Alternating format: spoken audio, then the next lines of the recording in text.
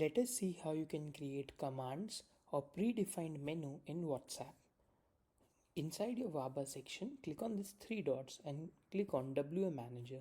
This will take you to WhatsApp Manager of this particular number.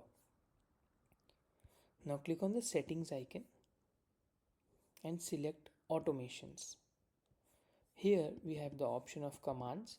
So this basically act as a predefined keyword menu for your clients. So let me add two menu options. You can have up to 30 commands.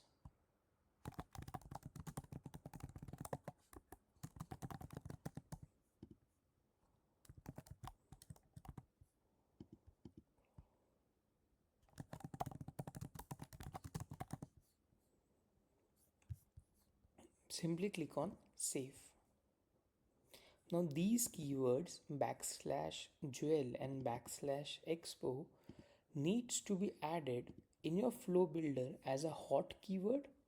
You can have it as if the incoming message contains expo, or if you want to be very specific, you need to add double backslash expo or jewel. Now let us see how this works.